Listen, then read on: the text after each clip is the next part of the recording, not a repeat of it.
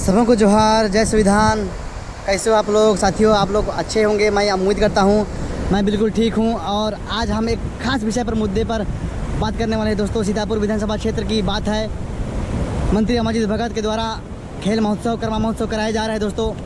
हम उस पर अपनी नज़र डालते हैं, क्या है हकीकत और क्या है फसाना। दोस्तों, एक विकसित ग्राम पंचायत की कुछ खासियत होती है, कुछ खूबियाँ होती है। सॉरी, मेरे पीछे डॉग आ गया था। तो एक विकसित ग्राम पंचायत की खासियत और पहचान होती है दोस्तों, उस गांव में पक्की सड़क, सीसी रोड, बिजली पानी, स्कूल, सामुदायिक भवन, हॉस्पिटल, खेल मैदान इत्यादि का मूलभूत ज़रूरत की सुविधाएं हो। लेकिन क्या सभी सुविधाएं हर ग्राम पंचायत में उपलब्ध हैं दोस्तों? सवाल है।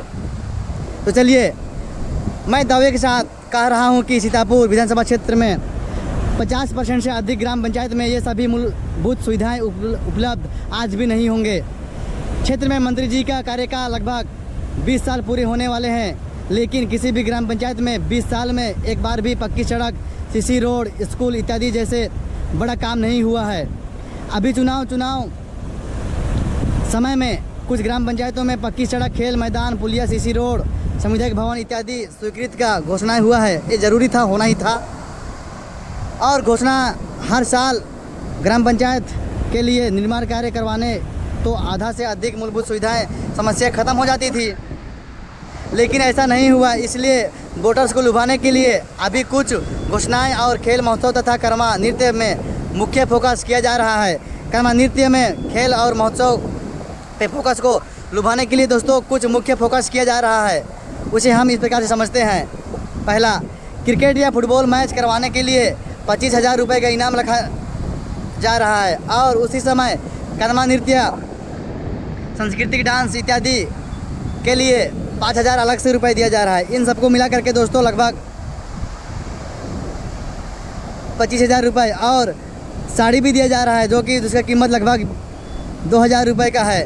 क्रिकेट या फुटबॉल के लिए लगभग ड्रेस दिया जा रहा है, उसका खर्च जो है 5,000 रुपये होगा। विश्व आदि दिवस के समय एक पंचायत के लिए साड़ी दिए, जिसमें लगभग 10 से 15,000 रुपये खर्च हुए।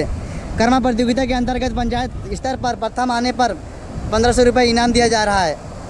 बीच में पंचायत के कांग्रेस कार्यकर्ताओं के लिए छाता, तौलिया, घड़ी इत्यादि दिया गया। इसके लिए लगभग 2,000 रुपये खर्च हुआ होगा। केवल वोटर्स को लुभाने के लिए एक ग्राम पंचायत के लिए अनुमानित खर्च लगभग 45 से 50,000 रुपये लग रहा है।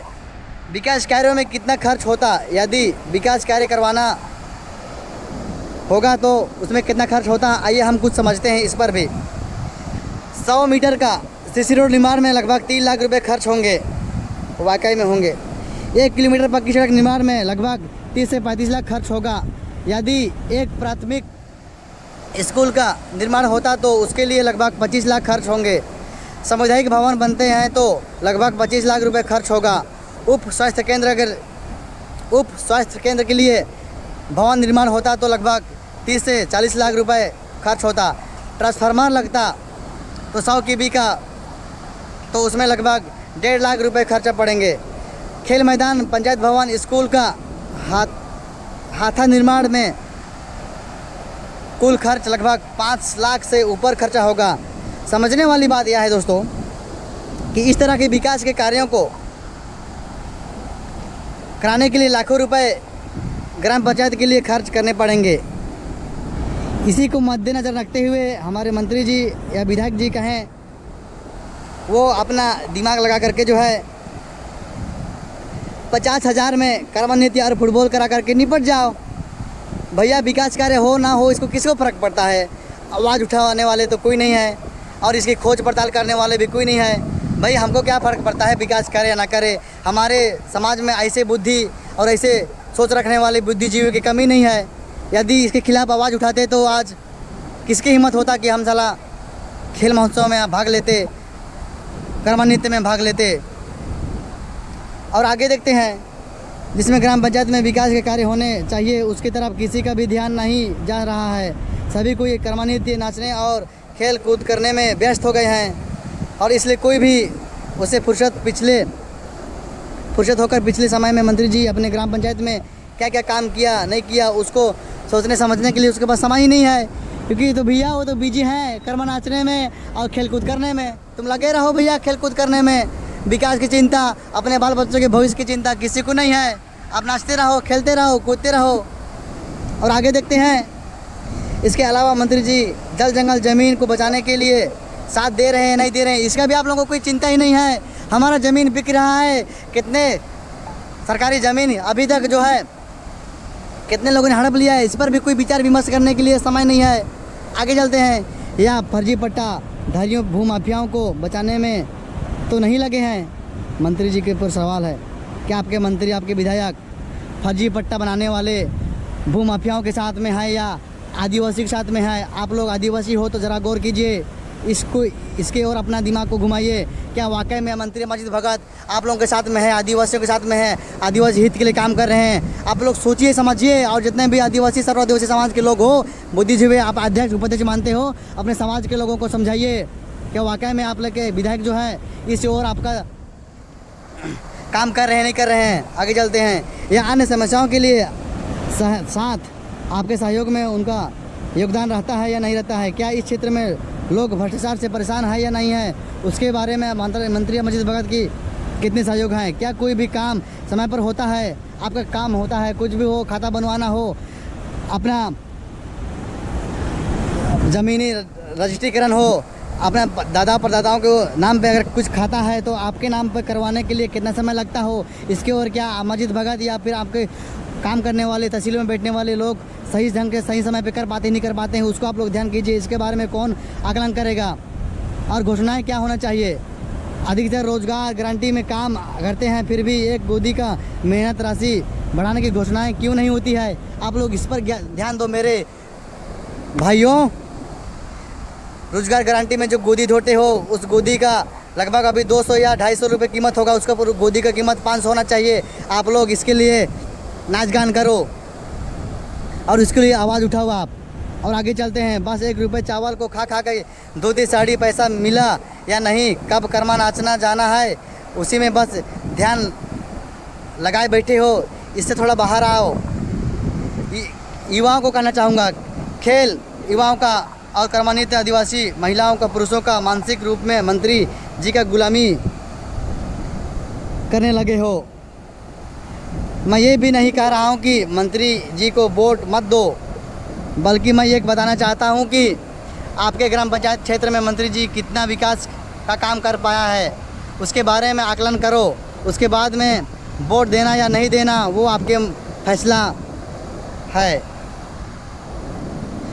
घर परिवार गांव में सभी मूलभूत सुविधाएं उपलब्ध होती है तो लोगों के मन में खेलने कूदने का भी मन करता है। यह प्रकृति का नियम है कि हम खेल कूद और कर्म नृत्य करें। लेकिन आप सबसे बड़ा बात है कि आप लोग उस मुद्दे को भी देखिए कि आपके ग्राम पंचायत में सभी मूलभूत सुविधाएं उपलब्ध है। क्या आपको पानी मिल रहा है? क्या आपको सामुदायिक स्वास्थ्य भवन में आपका सही ढंग से दवाइयाँ उपलब्ध हो पा रही है? आप लोगों को इलाज हो पा रहा है या नहीं हो पा रहा है? गांव में सीसी रोड, नाला, इन सभी तमाम मूलभूत सुविधाओं का उपलब्ध हो पा रहा है? क्या प्राथमिक स्वास्थ्य केंद्र और प्राथमिक स्कूलों का जो है संचालन सही ढंग से हो पा रहा है? उसमें हमारे गरीब बच्चे अच्छे ढंग से शिक्षा ग्रहण कर पा रहे हैं नहीं पर कर पा रहे हैं? 5वीं 8वीं तक जो है शिक्षा ग्रहण कर रहे हैं, उसमें क्या उन तमाम बच्चों का जो बुद्धि है विकसित हो पा रहा है नहीं हो पा रहा है? आकलन करने की ज़रूरत यहाँ पर है।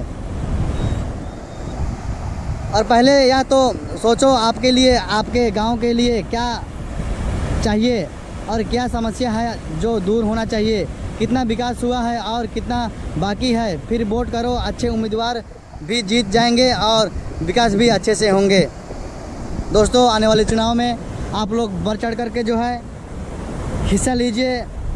मैं कहता हूँ सभी लोगों को वोट करना ज़रूरी है और अच्छे उम्मीदवार का चयन करना भी ज़रूरी है। अमरजीत भगत 20 साल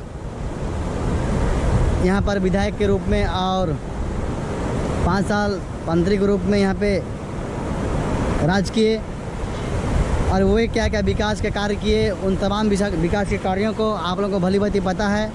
जितने विकास कार्य हुए हैं आप लोग कमेंट कीजिए। यदि आप लोगों को गांव में समस्या क्या है, उन तमाम समस्याओं को आप लोग सबसे पहले समस्याओं को जानना होगा कि हमारे गांव में खेल मैदान नहीं है, हमारे गांव में प्राथमिक स्वास्थ्य केंद्र नहीं है, हमारे गांव में प्राथमिक स्कूल नहीं है, हमारे गांव में शौचालय नहीं है, सामुदायिक शौचालय नहीं है।